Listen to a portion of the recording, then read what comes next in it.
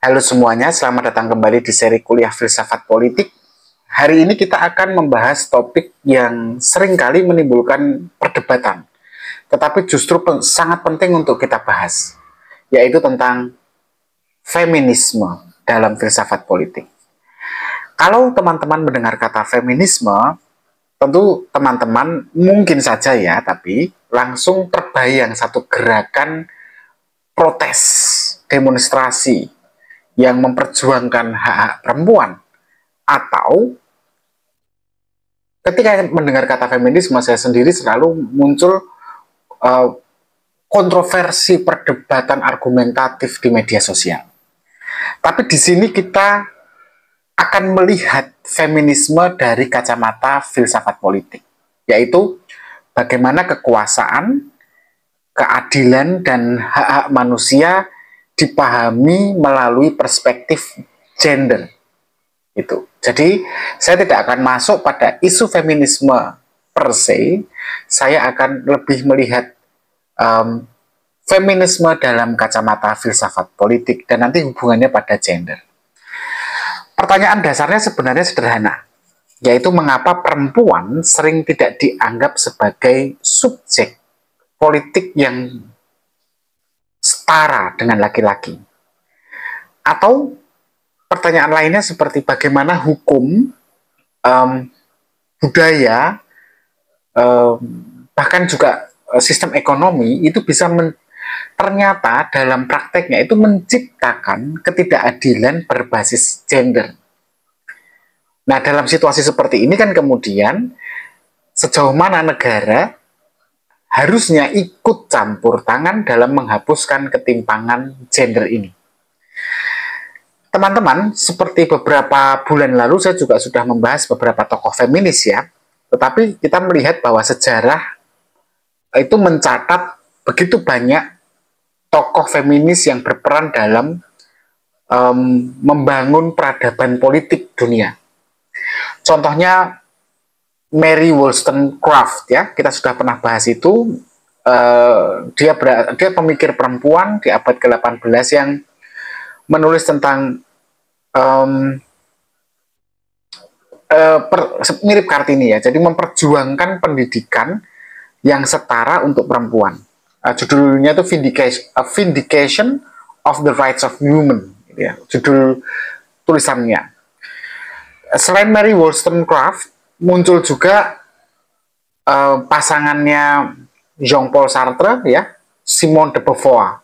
Simone de Beauvoir ini sudah kita bahas berkali-kali, dia membuat karyanya yang terkenal The Second Sex, yang menunjukkan bagaimana perempuan itu dibentuk oleh sistem patriarki.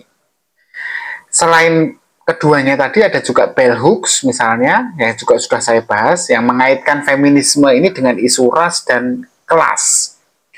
Sehingga kemudian kita sadar bahwa ketidakadilan gender itu tidak bisa dilepaskan dari ketidakadilan sosial yang lain.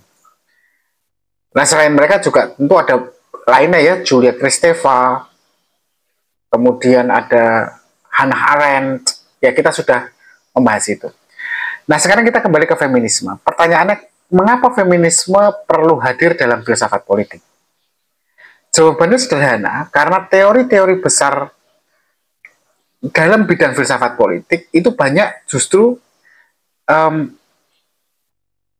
diproduksi oleh kaum lelaki dan mengabaikan perempuan.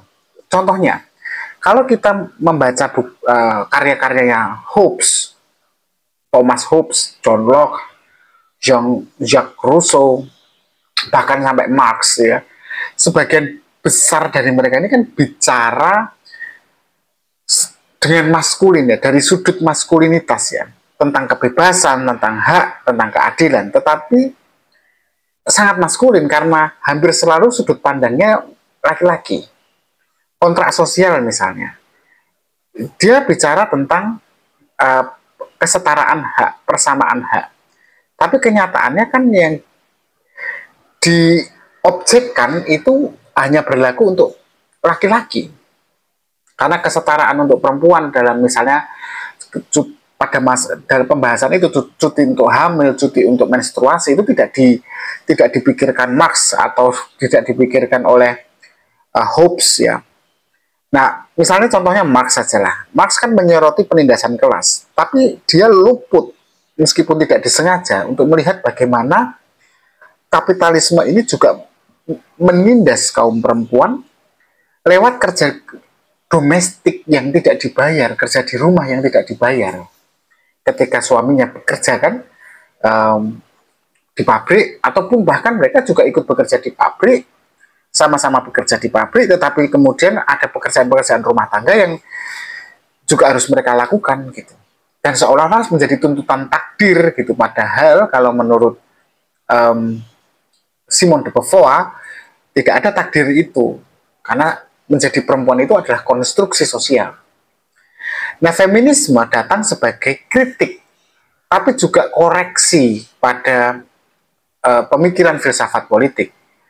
Feminisme menyoroti bagaimana kekuasaan itu bukan hanya soal negara, soal kelas borjuis, tapi juga soal maskulinitas yang mengabaikan kesetaraan gender.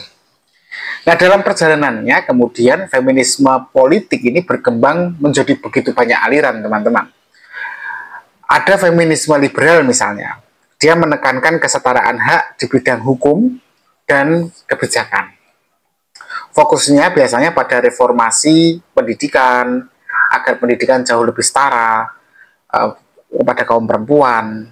Kemudian tentang keadilan dalam hak suara atau pemilihan politik, partisipasi politik, dan sebagainya. Itu feminisme liberal. Ada lagi aliran feminisme radikal. Ya, feminisme radikal jauh lebih tajam ya. Mereka langsung menyudut serangannya pada budaya patriarki yang menjadi akar utama penindasan.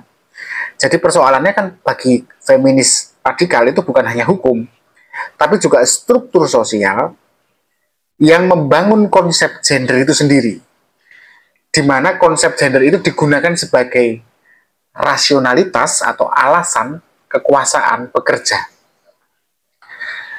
Selain feminisme radikal, ada juga feminisme Marxis ya, yang biasanya berangkat dari kaum sosialis ya. Mereka menghubungkan antara kapitalisme dan patriarki ini saudara dekat, ini saudara kembar gitu. Karena mereka melihat keduanya ini saling memperkuat dan menguntungkan, tetapi menindas kaum perempuan, baik di ruang kerja atau di ruang-ruang pekerjaan maupun di rumah tangga, gitu, di rumah. Nah, di era modern tentu saja hari ini berkembang, ada feminisme aliran interseksional. Ini menarik ya. Karena feminisme interseksional ini tidak hanya berbicara tentang perempuan dalam perspektif kaum kulit putih kelas menengah gitu. Jadi aliran ini mulai kritis bahwa bahkan di dalam feminisme sendiri itu ada perkara kolonialisme gitu, di mana teori feminisme ini diproduksi dengan perspektif melulu barat. Nah, lalu mereka membuka kemungkinan atau ruang di mana pengalaman-pengalaman perempuan yang berbeda-beda di seluruh dunia itu ditampung, diakomodasi. Karena di dalamnya nanti kita akan banyak bicara bukan hanya perempuan, tapi perempuan yang khas dalam konteks rasnya, dalam konteks kelasnya, dan orientasi seksualnya, karena kemudian ada lesbian dan queer. Nah, di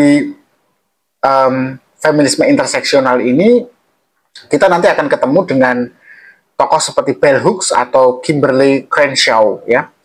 Kimberly Crenshaw ini banyak sekali bicara tentang interseksional.